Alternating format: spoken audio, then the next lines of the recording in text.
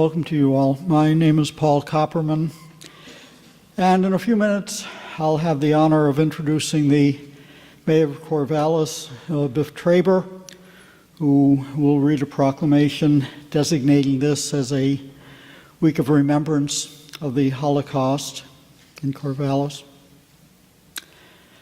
The Holocaust Memorial Program at Oregon State University is coordinated by the School of History, Philosophy, and Religion. Thought I might begin with a list of some of the donors who contributed so much to making this year's program possible. The Oregon Historical Society, the City of Corvallis, have more to say about that in a minute.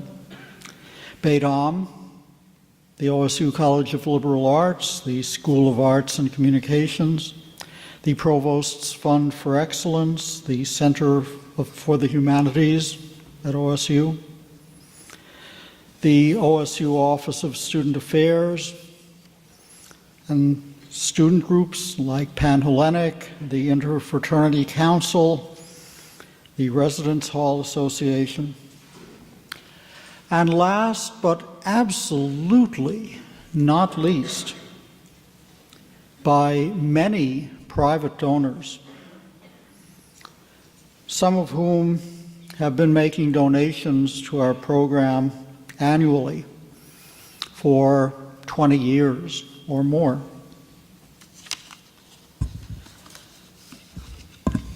Thanks to our donors, whoever they may be and wherever they may be, we continue to be able to make our events available without ever charging admission. They're free to all who attend, but unfortunately not free to our program.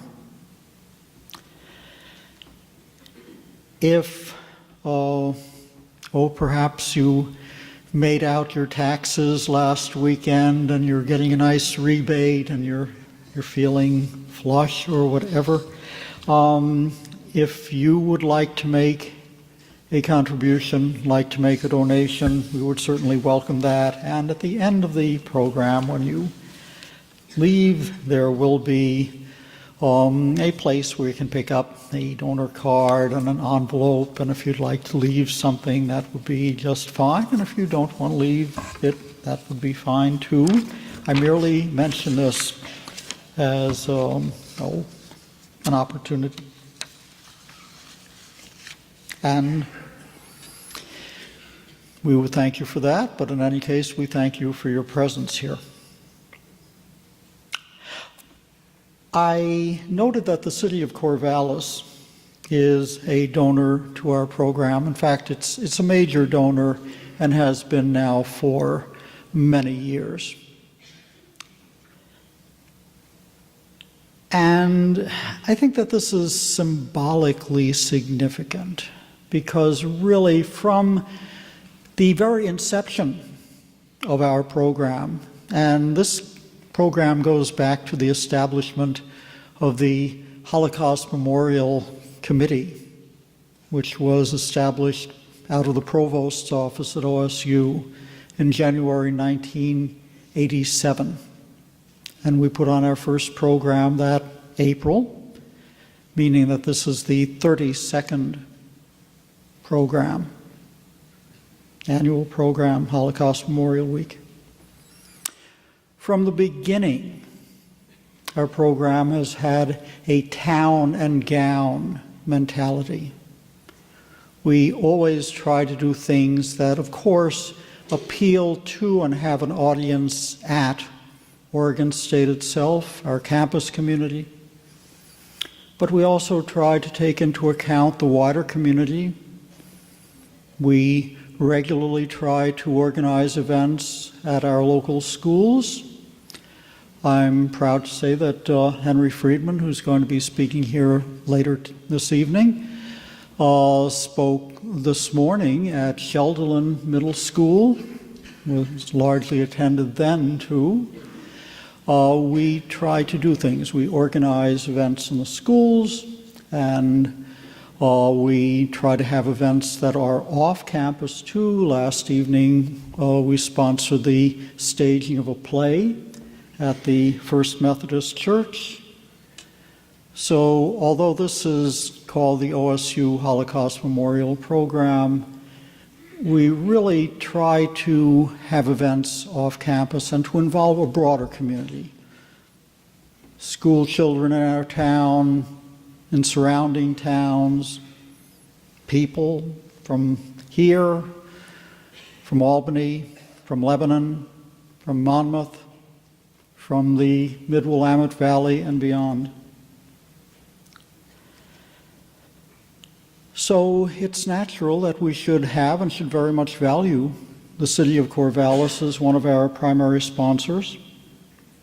There's another thing that I'll close with, and that is that for more than 3 decades now, it has been a tradition that each year the mayor of Corvallis proclaims Holocaust Memorial Week or Holocaust Remembrance Week for Corvallis.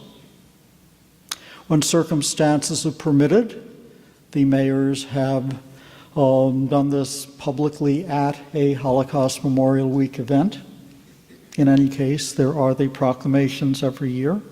And this too symbolizes the town and gown philosophy that is so central to our program. And given this, right now I'm honored to introduce Mayor Biff Traber. I'm happy to be carrying on this tradition, and I don't know, perhaps hadn't sunk in that it's been 32 years. One bit of learning this evening I received that I know I will learn more from tonight's speaker. And I want to thank the organizers for including me. I'm honored to be part of this program, to be part of this week. I did want to say a few words, but I thought tonight I would first begin by reading the proclamation and then come back and make a couple of comments. So let me begin with the formal part. So, Proclamation of Days of Remembrance, April 9 to April 16, 2018. Whereas the Holocaust was the state-sponsored, systematic persecution and annihilation of European Jewry by Nazi Germany and its collaborators between 1933 and 1945, 6 million were murdered. Roma, Gypsies, people with disabilities, Poles were also targeted for destruction or decimation for ethnic, racial, or national reasons. And millions more, including homosexuals, Jehovah's Witnesses, Soviet prisoners of war, and political dissidents, also suffered grievous oppression and death under Nazi tyranny.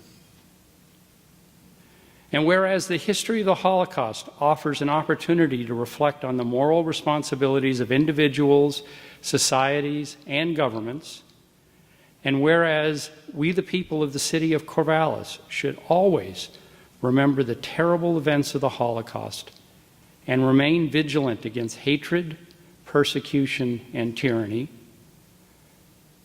whereas we, the people of the city of Corvallis, should actively rededicate ourselves to the principles of individual freedom in a just society, and whereas the days of remembrance have been set aside for the people of the city of Corvallis to remember the victims of the Holocaust, as well as to reflect on the need for respect of all peoples.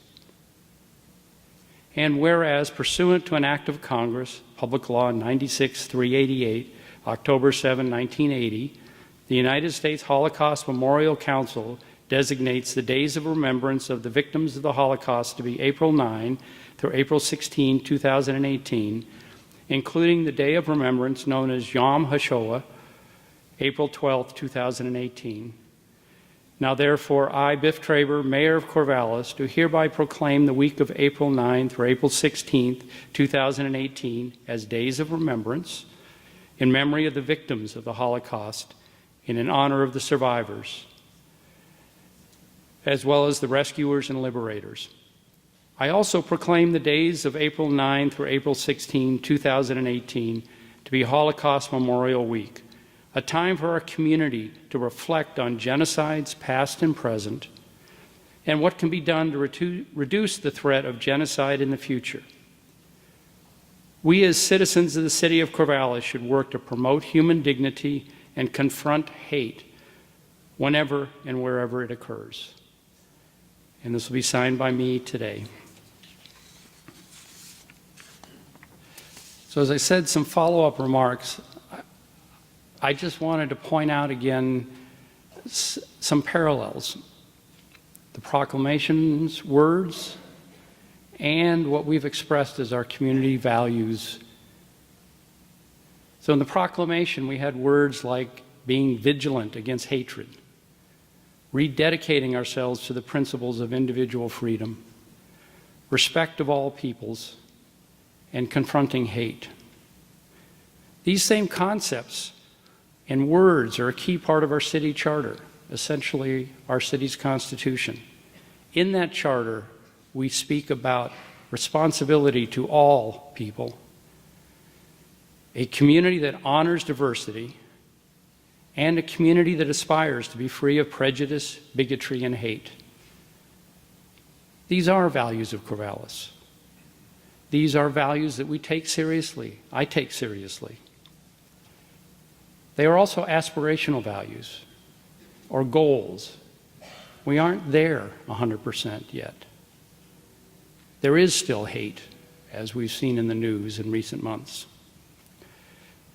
So in conclusion, looking at the proclamation's words about remembering and dedication, I ask us all to remember both the Holocaust, how terrible, how horrible it was, and to remember that hate does still exist, and that we must rededicate ourselves to labor to combat that hate and to find new ways to fight that hate.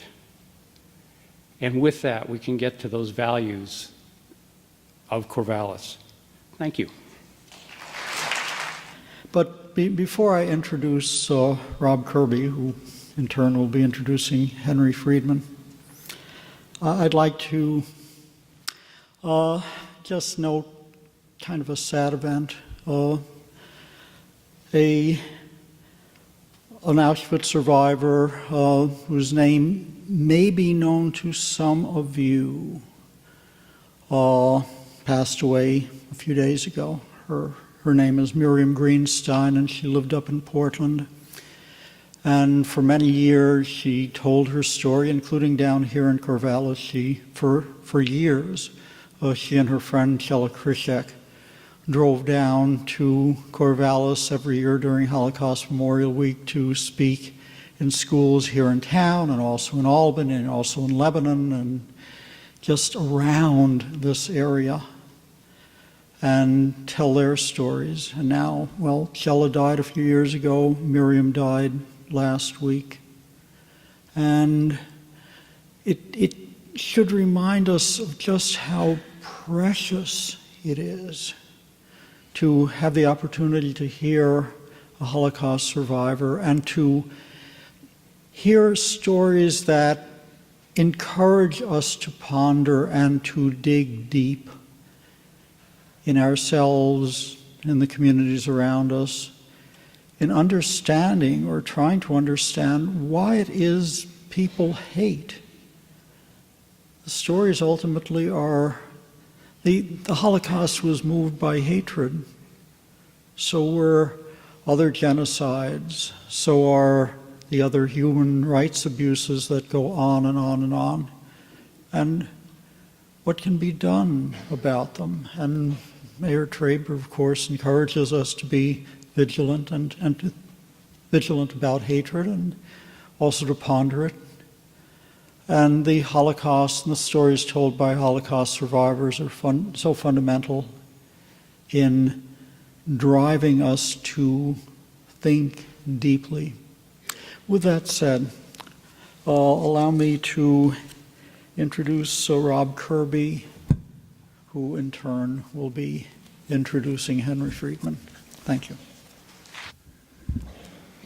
We have some students in our midst this evening, some of whom are in grueling academic areas. Thank you for making the time tonight. Some of those students perhaps went to an orientation where you were invited to look to your left and to your right, and were told that one of you would not be graduating in your chosen field. For Jews living in Poland at the cusp of World War II, only 1 in 10 would survive. When Hitler's armies marched through Poland in 1939, they literally decimated the country's large Jewish population. By the end of the Nazi invasion and occupation of Poland, an estimated 90% of the roughly 3.2 million Jews living there were dead. They were murdered in the streets and in their homes. Classmates and friends turned against them, reporting them to the authorities. Their businesses, their possessions, and even their food was stolen. They were confined to ghettos. They were rounded up and shipped off to extermination camps, murdered to be eternally forgotten. Tonight, we loudly declare they are not forgotten. They will not be forgotten. One of the lucky few who survived was our speaker tonight, Henry Friedman, whose family was warned by a young woman who was listening.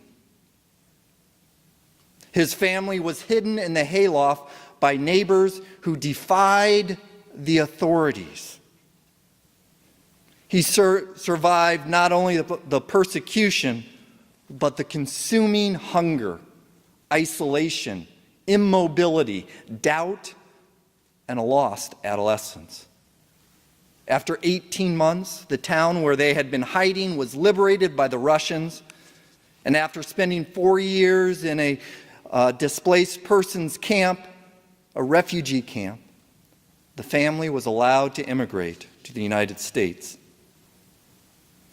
Following Mr. Friedman's presentation and the questions and answers period, you're invited and encouraged to purchase one of Mr. Friedman's books, I Am No Hero. In addition to what we will hear tonight about his experience of survival, there is a broader story to be told in his memoir.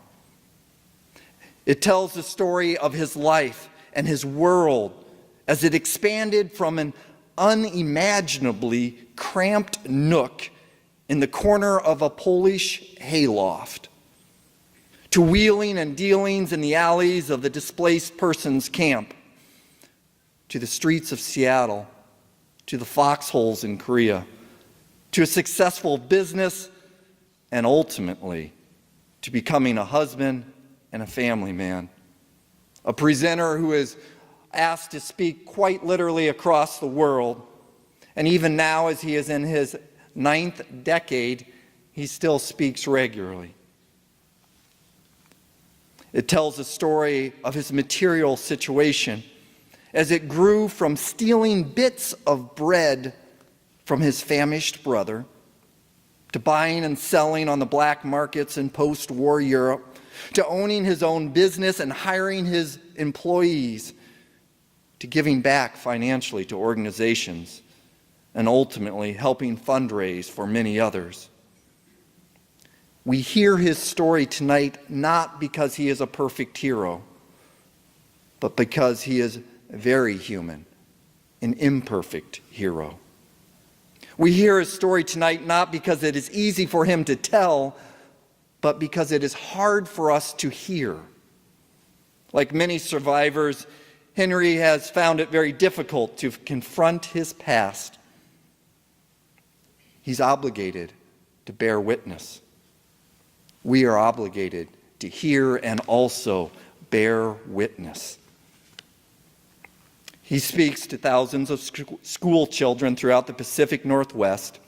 He has received national recognition for his role in establishing the United States Holocaust Museum in D.C. and also up in Seattle now, and the founder of the Washington State Holocaust Education Resource Center. We hear his story tonight not just because we need to hear about death, but because survivors' stories make history come alive. Please help me as we extend a warm OSU welcome to our survivor, our speaker, and our guest, Henry Friedman. Good evening. Thank you, Professor Friedman, for the work that you're doing and inviting me to be with this wonderful audience here tonight. And Mayor, I got to get the name proper. Mayor Traber, thank you, as I was talking to you, for the work that you're doing for the homeless, which we discussed, which is very important to me, and I'm sure to you, which is very sad for America, that we still have homeless in our country. So thank you, Mayor, for the wonderful work that you're doing in your community. You know, next month, my birthday says I'm going to be 90 years old. But you know, today, I was reborn. 74 years ago, I was in a hospital dying because I caught typhus. So to me, April 1944, I got my life again. I started my life. So let me take you back over 80 years. I know to some of you, it's probably a lifetime. But when I have to tell you the story, I open up. And the reason I do it is because it's important to share with you my story so that your children, your grandchildren, or anybody else will ever have to go through what I went through, because I believe in you. I believe that each one of us is different, but each one of us can make a difference. So when I tell you my story, you will realize, don't just take the gore and the blood of what happened. I hope you will leave with a positive attitude. When we talk 6 million people died, it's a number. I survived. I came to this wonderful country. I was able to raise with my wife 3 children, 6 grandchildren, 4 great-grandchildren. Just think from one person. What the world has lost, you multiply that by 6 million. How many scientists, how many doctors the world has lost. So let me take you back. I was a spoiled child. For 6 years, I was the only child. I was raised by a nanny because my mom had to take care of her store. My dad had to take care of a farm.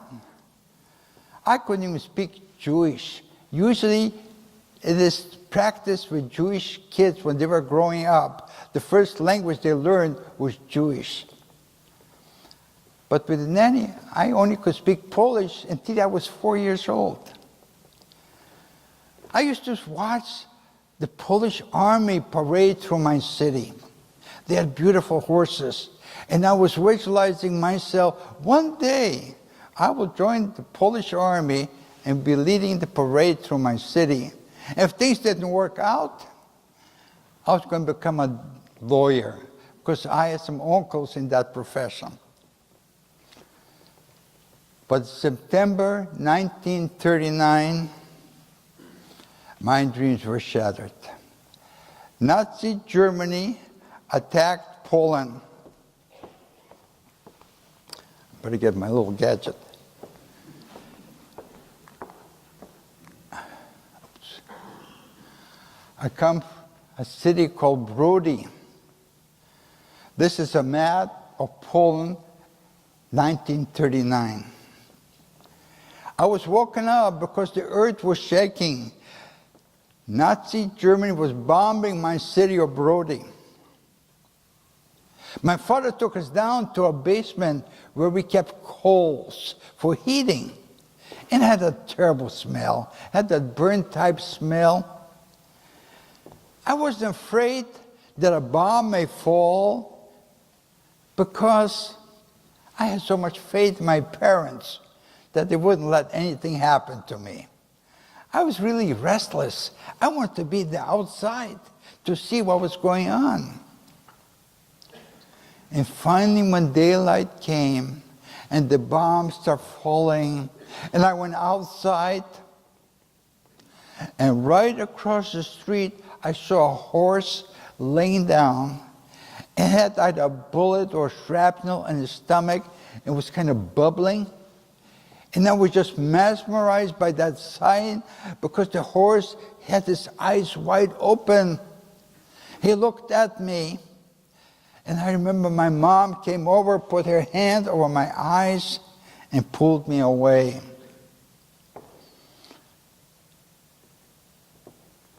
To this day, I still can see that horse with his eyes wide open looking at me. At that time, I was 9 years old. Oops, wrong way. Here's a picture of me when I was 7 years old. This is my city of Brody prior to the war. It was a population of business people, farmers. As we know, Nazi Germany made a pact with Soviet Union at that time. So Poland was divided. Germany came from the west, Russians came from the east. The city of Brody was occupied at that time by communist Russia.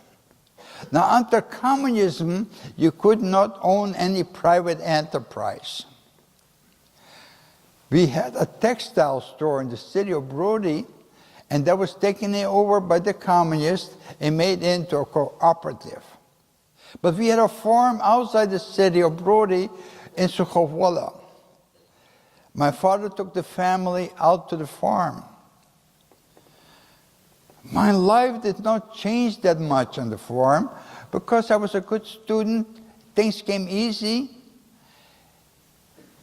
But to my family, my mom especially, on the farm, we didn't have any electricity. We didn't have any running water. Life was very tough. Plus the fact that since we were a large landowner, the Russians, the communists wanted my father to turn his property into a commune, and most of the people in the village, the farmers, were looking to my father for guidance. Since my father refused to give in, we were afraid that we might be sent to Siberia because my father was called a gulag.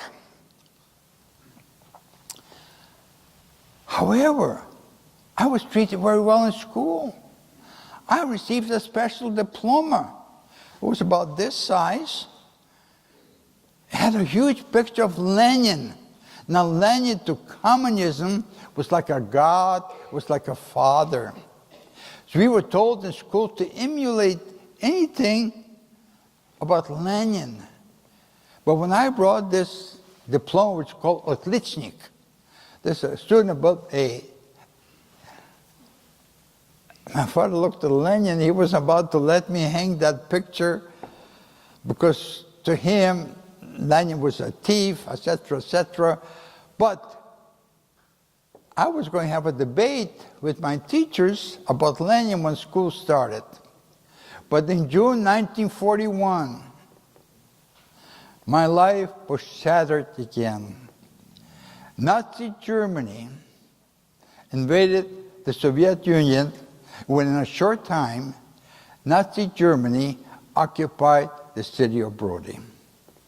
Now there's many Holocaust stories. I will share with you my personal story, what I witnessed. And I will be telling you chronologically. The first 2 weeks of occupation, an order came out that all the intelligentsia, doctors, engineers, teachers, had to register in order to work. The Jewish teachers, the Jewish people that went to register, 250 were shot, and the rest were taken away to concentration camps, never to be heard from again. I lost 3 uncles. Approximately 1 month after occupation, a truck with 2 German soldiers and an officer pulls up in front of our house, and they start taking some of our possessions. And they had enough. They were going to leave.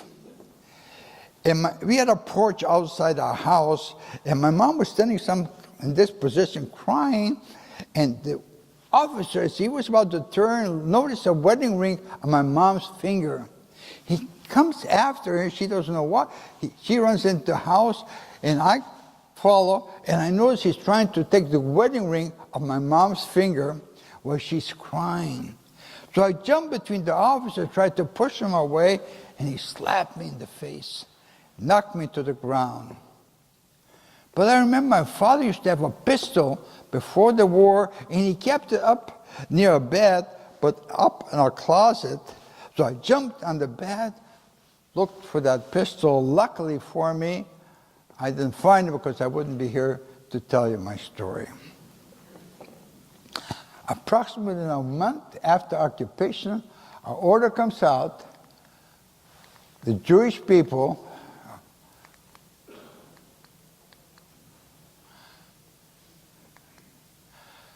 from the age of 6 years old, anytime they left the dwelling, will have to wear a 6-point star to identify them whenever they left the dwelling. And just to give you an idea what happened when you didn't have your identity as a Jew. My mom and my cousin, who was 14 years old, had to go to the city of Brody to get supplies. They hid their identity because there was no law that protected a Jew. You could beat up a Jew, you could rape a Jew, no one would go to jail. So my mom and my cousin hid their identity. Somehow the police identified them as Jews. My mom was beaten on her upper arms that she couldn't lift for months. My cousin, who was 14 years old, they made her empty out an outhouse with her bare hands. And she couldn't hold food for weeks. And this was just one of the punishments for not having your identity as a Jew.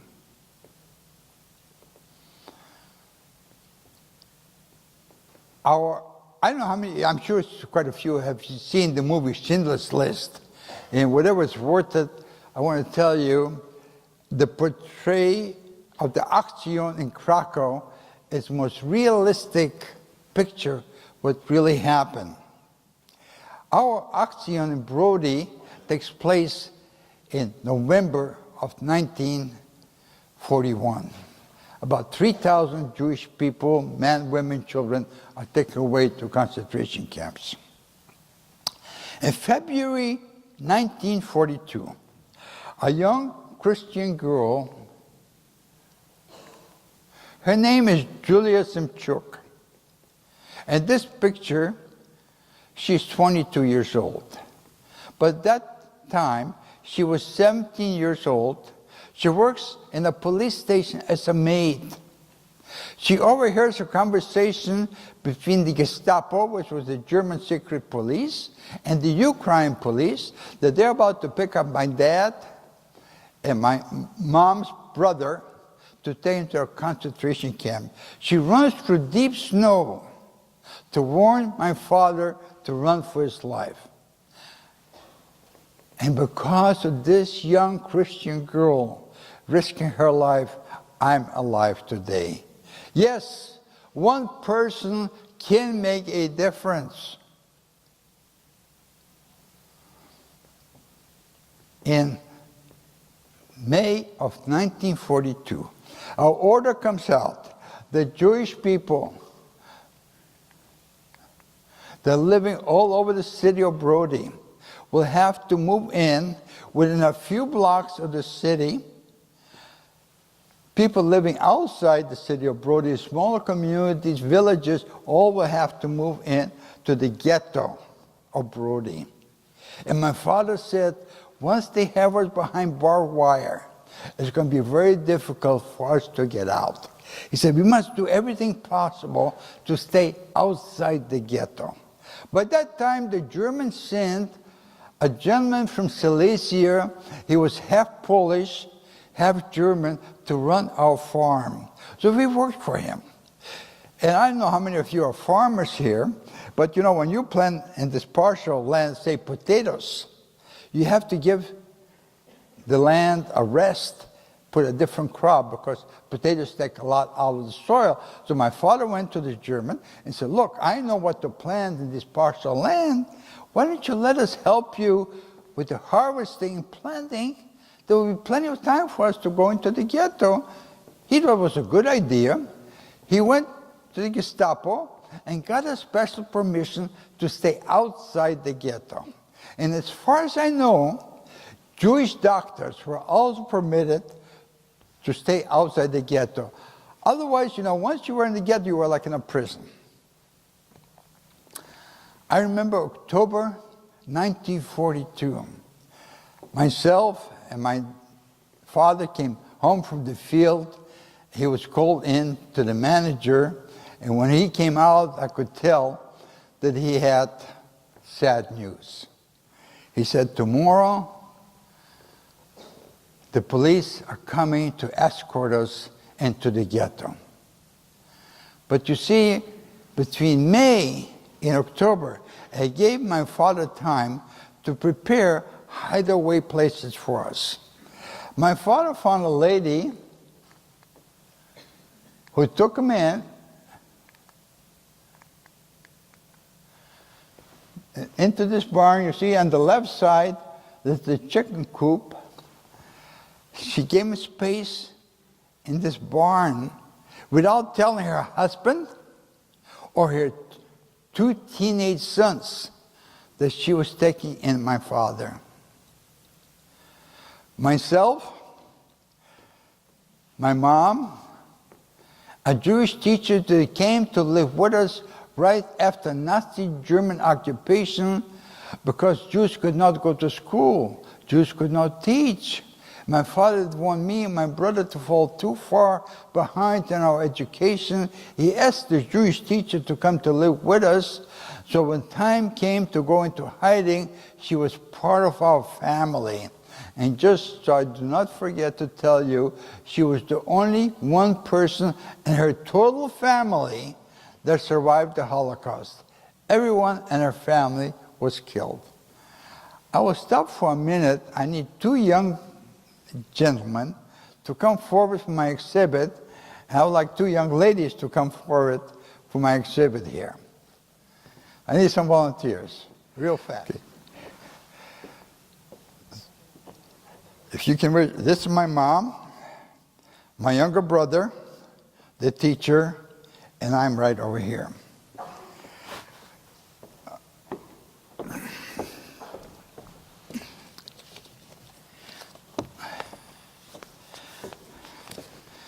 If you can visualize, this is the dwelling, all right? The dwelling is divided into two parts. In one half of the dwelling, Mr. and Mrs. Symchuck lives with their children. In the second half of the dwelling, they have animals. We are put above the animals. The roof is slanted. It starts like over here, and here's the center of the roof. Over here, this is a plywood board right in here. From here, it's filled with hay all the way back. From here and up, it's filled with hay. But below over there is the Symchuck family. When morning came, we found ourselves in complete darkness. So the only light we were getting was from the cracks that came between the plywood board. But after a few days of darkness, I noticed that there was a nut in the wood paneling, and I had a little knife, and I started working on it. After a few days, I got an opening about the size of a silver dollar. And this became my window to the outside. And when I got up and peeked through the window, we were up on a hill, I could look into the village.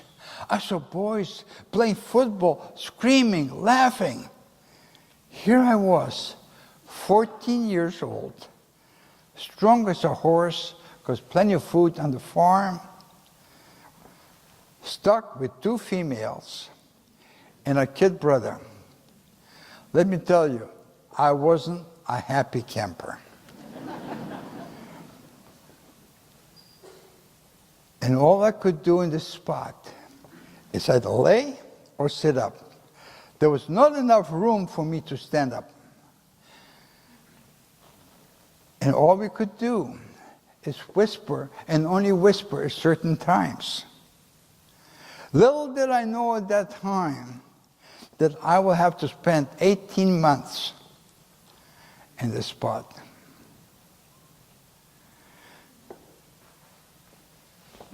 The people that took us in were the Symchucks, the parents of Julia Symchuck, that in February risked her life. In October, her parents risked their lives and their children's lives to take us in. Mary, she was the angel. She would send us up a pot of soup and a piece of bread each, one in the morning, one in the evening. But she would put boiled onions into the soup to give it a little extra taste. But I hated the taste of boiled onions. So I wouldn't eat it. But you know, the people that took us in, they were not the elite, they were not rich, they were poor people. My father prepared food for 6 months, but they shared some of the food. So after 3 months, we were cut down to 1 meal. And the 1 meal would be sent up to us about in this spot right here at night. And see how close we were?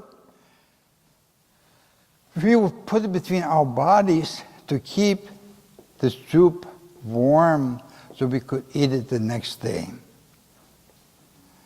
I want you to know, after 3 months, Mary, may she rest in peace, never had to wash the pot because I had the privilege to lick every little drop of food that was still left. Because I can't possibly describe to you what it is to be so hungry.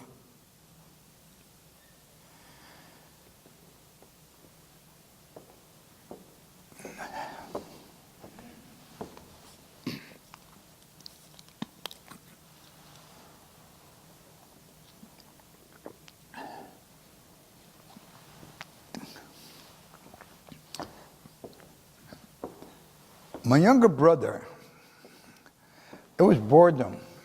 He would sleep a lot. And when he was sleeping, I started nibbling away on his bread. And before long, I ate it all. And when he would wake up, I want to know what happened. I said the mice ate it. Because we had mice jumping around. They weren't afraid of us. But one time as I was reaching for his bread, he caught me and he started crying. And my mom got very angry at me. She said, what kind of an animal have I raised? How could you take the little piece of bread from your own brother? I was hurt. And then I turned to my mom. I said, Ma, look at me. I'm blonde. I have blue eyes. Why am I here? I'm here for one reason only, because you're Jewish. You gave birth today to me, and that's the reason I'm being punished today, because of you. So don't blame me. But you know something? We could not even cry in loud voices. We had to cry in silence. But my brother started eating his bread, and I felt I needed that extra piece of bread. So I tucked him in. I tell you what, I will tell you a story. And for each story, you will give me a bite of your bread.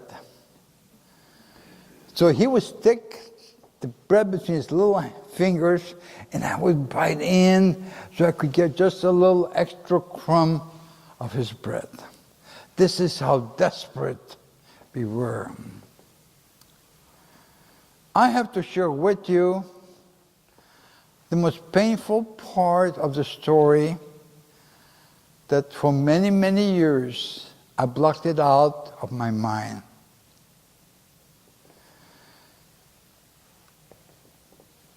And no matter how many times I tell it, it doesn't make it any easier for me.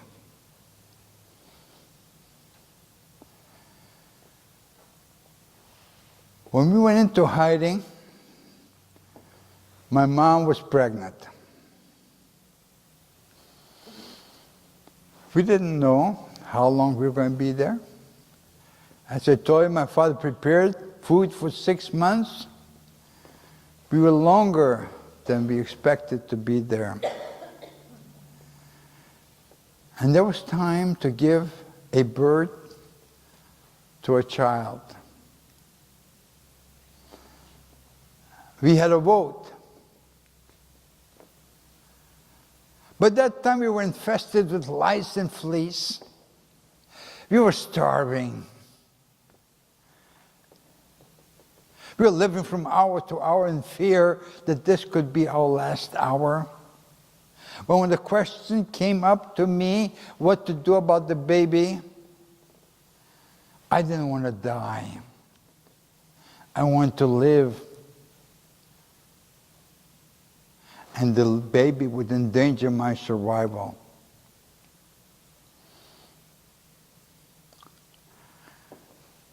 To this day, my younger brother cannot talk about that past or claims that he was never asked that question. And the reason I share with you that information, how unfair I feel it was to ask a 7-year-old, a 14-year-old kid to make a decision on life and death. And when time came to give birth to the baby, there was no place for us to go. So you two gentlemen, would you please sit up and turn around all the way with your feet. Get as close to the bulkhead right here.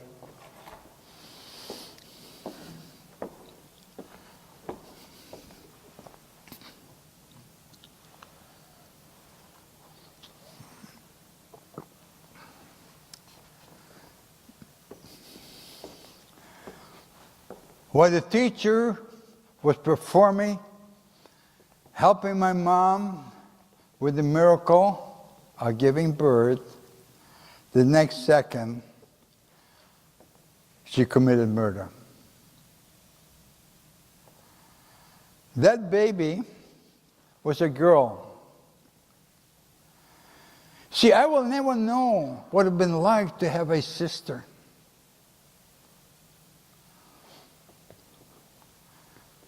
I'm going to be almost 90 years old in a few weeks. I have to go to my grave thinking, what if I would have voted the other way? See, I have that guilt to this day.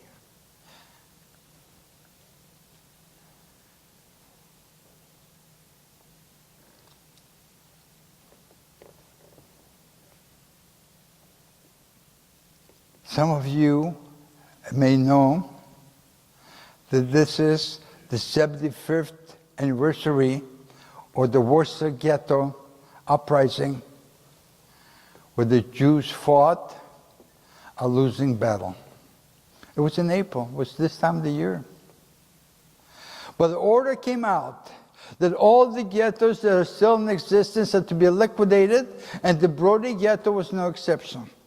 They started in May, and by June of 1943, the area was declared Judenfrei, free of Jews. And the way we got information is when the people wanted us to know, they would talk below us so we could hear. And Mr. Symchuck declares, this area is now declared free of Jews. It is against the law for any Jew to be alive, and anyone hiding a Jew will be killed the same as a Jew, because this is the law of the land.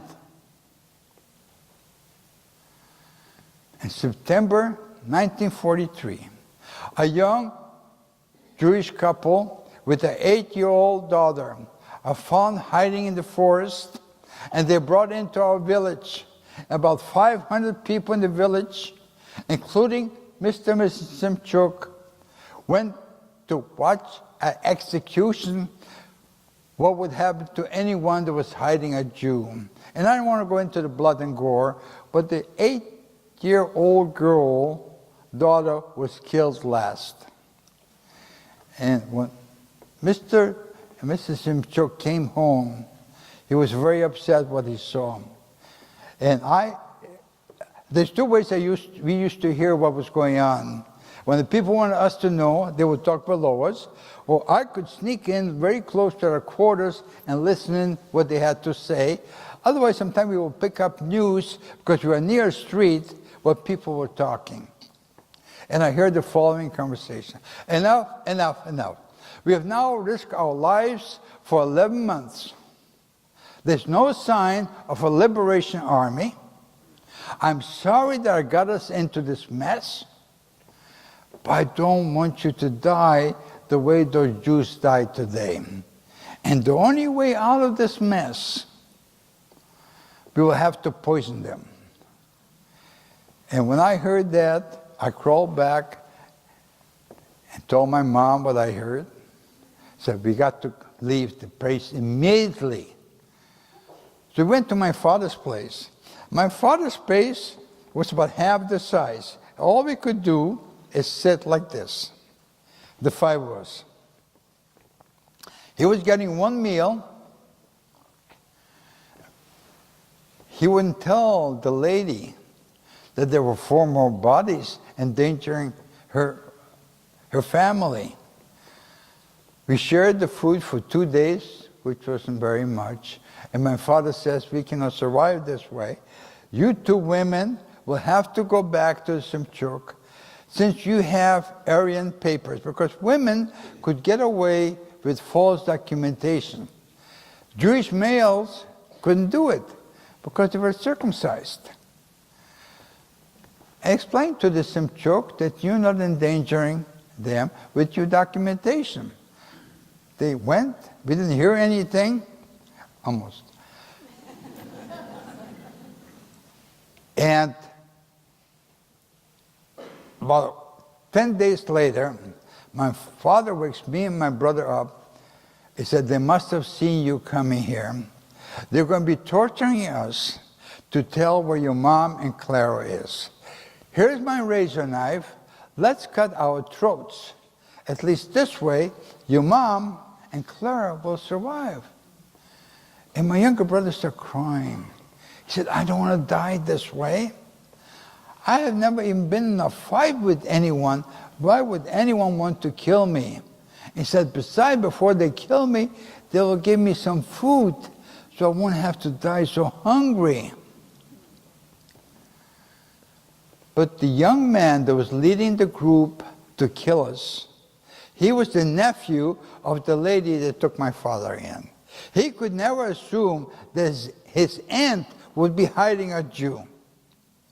Plus, he felt his cousin would have shared that information. But next dwelling, there was a Polish man married to a Ukrainian lady. Now, the Poles were in the minority in the village. Obviously, they didn't find us. By December of 1943, all I have on me by that time, just skin and bone. And my dad says, the three of us cannot survive another day. You will have to go and stay with your mom without the Symchucks knowing that you were there, but at least you'll be sharing the food that the two of them are getting. This way, your brother and I will have a better chance of surviving. My father tells me to go. What choice have I got? I lower myself from the loft. I can't move. My muscles are all atrophied.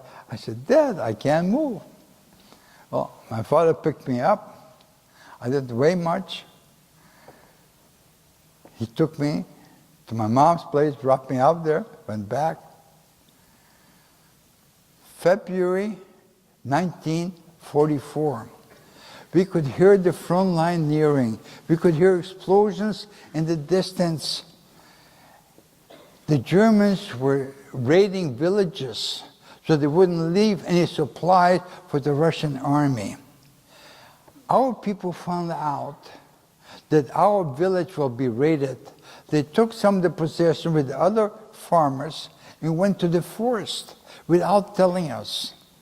We get woken up with banging on the door, opmachen, opmachen, open up, open up. I peek through my window. I see the Germans pushing animals into huge trucks. We don't know what's going on.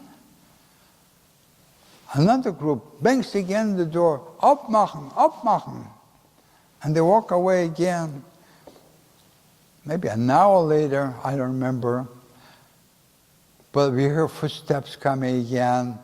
And I want you to know my mom was praying like 1,000,000 words a minute because we thought this was the end. They came to the door.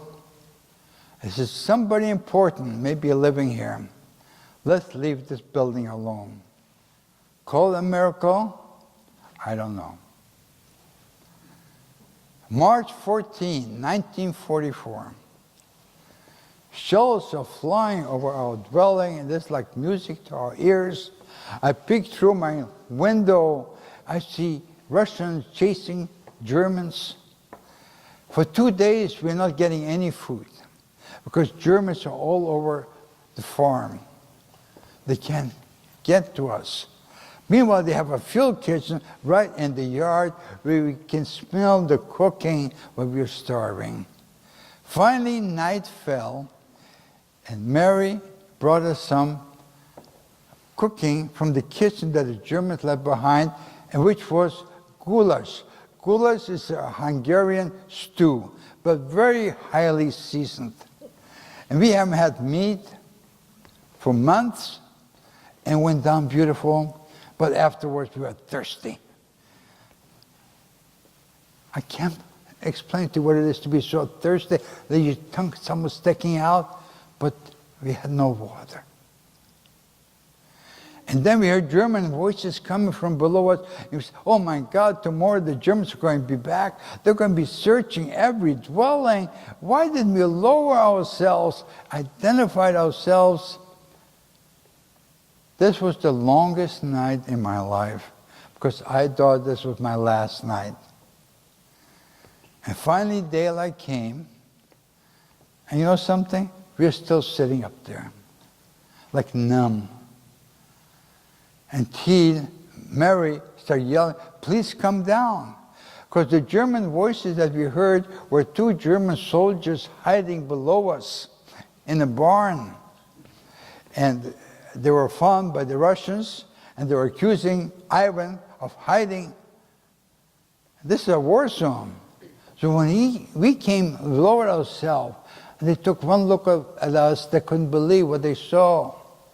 We were skeletons. Our bodies were all pit marked from bites, lice, and fleas. I had long hair. My teeth were all yellow. First thing they had to do, because we were infested with lice and fleas, they had to put DDT powder over us. Change. But we didn't have time to celebrate. So my father found a horse and a sled and took us about 20-kilometer place called Pichayev. We found space in a farm. I want you to know, for the 18 months that we were in this space, we didn't wash ourselves. But we never got sick. We never even sneezed. Even during winter time, but the breathing, we would get ice on the blanket in front of us, but we didn't get sick. 2 weeks after liberation, I got sick of typhus. Luckily for me, my mom found a Jewish doctor in the Russian army, and he wasn't about to let me die because we were the first Jewish people that they found, came across, since they left Stalingrad. So he put me in a military hospital. That's the reason I say, like I was born again, because I didn't know, I had a high fever, I lost consciousness, and afterwards I had to learn how to walk again, because my muscles were all atrophied. But these people knew how to put soldiers back in the front line. Even though tears were coming down my face, they kept pushing me. And finally, in July of 1944,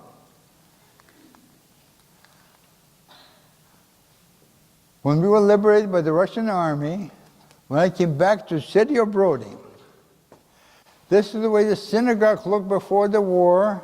This was after the war. Around was all rubble.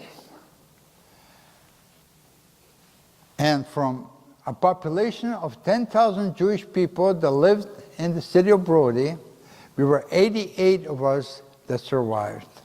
I want to thank these young people for sitting so uncomfortable at this position for this demonstration. Thank you so very much. Thank you. I want to show you now a 10-minute video that was produced by students in Anaheim, California, that won these students the first prize nationally. This is a documentary. You know, the reason I got involved with this Holocaust, because in 1983, when I was in Washington, D.C., we were going to build the Holocaust Museum. I read in the paper that the Holocaust didn't happen. And this is the documentary. And that's the reason I think it's so important for you, even though you saw firsthand testimony, one segment of the Holocaust. This is a documentary story about the Nuremberg trials. It only runs 10 minutes. And afterwards, I'd be happy to answer questions. So thank you so very much.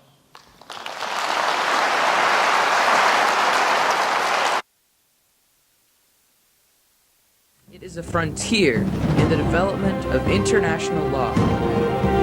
The Nuremberg Trials.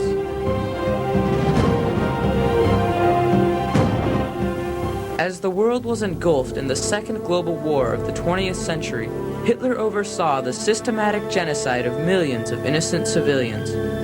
In response to the revelation of the horrific toll of Hitler's final solution, a major war criminals trial convened in Nuremberg in November 1945. These trials set a precedent for the prosecution of heads of state for international war crimes. and it brought the world community to a frontier in its awareness of the necessity to protect human rights, especially in times of war.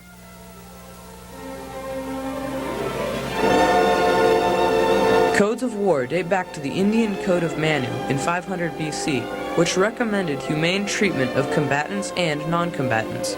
The Lieber Code of Land Warfare was adopted by the U.S. Army in 1863. The Hague Convention in 1899 internationalized the idea of limits on warfare. Since then, international law concerning conduct of war has gradually developed. When World War II began in 1939, the value of human life, however, was assaulted by the principles espoused by the Nazis. As the Nazis advanced, numerous camps were built to hold perceived enemies of the state. With the implementation of Hitler's final solution, 6 camps were built for the sole purpose of exterminating millions of innocent people. I lost all of my family in the Holocaust. Everyone who was related to me that lived in Poland at the time did not survive, except the 5 of us, my parents, my brother, and my sister, who were on Schindler's List. At the conclusion of World War II, a cry for justice, seemingly rising from the graves of the Nazis' innocent victims, found its expression in the Nuremberg trials. The trials were intentionally held in the city that was the location of Hitler's famous National Socialist Party rallies.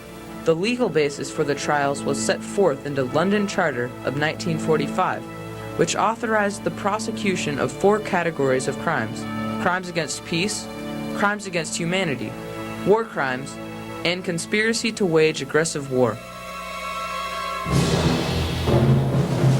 The trial of major war criminals was conducted by an international military tribunal from November 30th, 1945 to August 31st, 1946. The tribunal consisted of representatives from the United States, Great Britain, France, and the Soviet Union. In addition to outlining criminal charges, the London Charter also enumerated the rights of the defendants, including Hermann Göring and Rudolf Hess. Each defendant was entitled to receive a copy of his indictment, to be represented by counsel, and to cross-examine witnesses. The wrongs which we seek to condemn and punish have been so calculated, so malignant and so devastating, that civilization cannot tolerate their being ignored, because it cannot survive their being repeated. During the trial, the Nuremberg prosecutors introduced papers, written affidavits, witnesses, and documentary films of Nazi atrocities. The footage alone of the atrocious conditions in the concentration camps was compelling evidence. Scenes of piles of dead bodies and starving, naked people forced several spectators to leave the courtroom. Rather than directly responding to these atrocities, the defendants argued that heads of state had never faced trial for waging aggressive war. They also argued that they were being charged with crimes in violation of ex post facto law, laws that did not exist at the time of their commitment. On September 30th, 1946, the tribunal announced its verdicts. It rejected the argument that only a state, rather than individuals, could be declared guilty of war crimes. The very idea that states commit crimes is a fiction. Crimes are always committed by persons. Men who exercised great power cannot be allowed to shift their responsibility on the fictional state which cannot be produced for trial. The tribunal spoke of the continuing development of international law in its rejection of the ex post facto argument. This argument, however, still troubles some people who feel that the Nuremberg trials were unjust in their verdicts of guilt. Trial won't be justified. It was directed against crimes of humanity. But so-called war crimes or crimes against peace are silly inventions that have not been followed. When the verdicts were handed down, 6 defendants were convicted on all 4 counts, and 3 defendants were acquitted on all charges. The Nazi leadership corps, the SS, the SD, and the Gestapo were also declared criminal organizations. 11 of the 22 defendants were sentenced to death by hanging. The remaining defendants were sentenced to lesser charges. The executions were swiftly carried out on October 15, 1946. With the conclusion of the Nuremberg trials, a frontier in human rights awareness was crossed, with the solidification of the international laws addressing man's inhumanity toward man.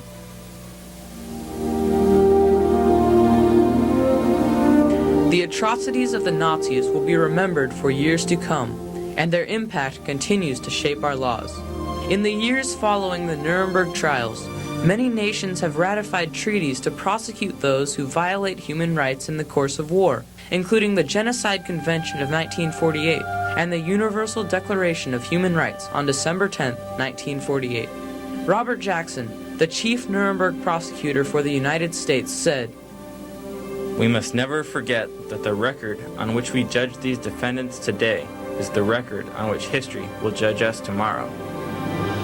The achievement of Nuremberg was not the criminal convictions, not the sentences imposed, but rather the historical determination that waging aggressive war, especially against innocent civilians, is a crime. After Nuremberg, we said that war making itself is the supreme international crime, because out of that, all the other crimes grow.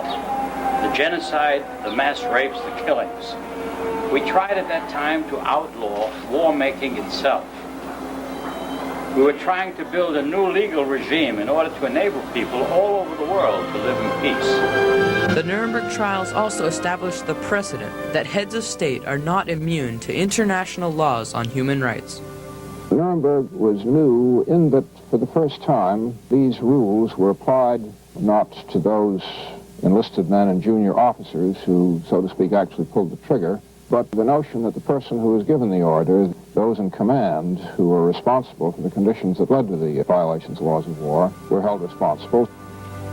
Today, the United Nations is an international advocate of human rights. The International Court of Justice prosecutes cases in which international laws have been violated. Currently, war crime tribunals are addressing human rights violations in Rwanda and Yugoslavia. The arrest of Slobodan Milosevic proves that the precedents established at Nuremberg are alive today. On the other hand, the Nuremberg trial, as you suggested, had a great impact on what would happen in the decades that followed, especially what's happening now, because I think that the special war crime tribunals that we see regarding former Yugoslavia and Rwanda are modeled after the Nuremberg trials, and therefore they are very, very important. The Nuremberg trials did provide the model for war crime trials. Annual reports are made for each member country in the UN to track international law enforcement. The goal of these bodies is to uphold the international law and to promote human rights throughout the world. I don't think you would have today the trials that are being held in The Hague against crimes committed in Bosnia and so forth, if it wouldn't have been for the Nuremberg trials. So that was a precedent. The Nuremberg trials were a frontier in war crime prosecution and in public sentiment to protect human rights. Legally, Nuremberg held high-ranking people accountable for their conduct in war and set precedents in international law. Psychologically, Nuremberg awakened world consciousness to human rights abuses. Since crossing this new frontier in justice, human rights have been recognized and vigorously defended. As the legacy of Nuremberg continues to influence the development of legal statutes, the frontier of human rights continues to advance throughout the world community.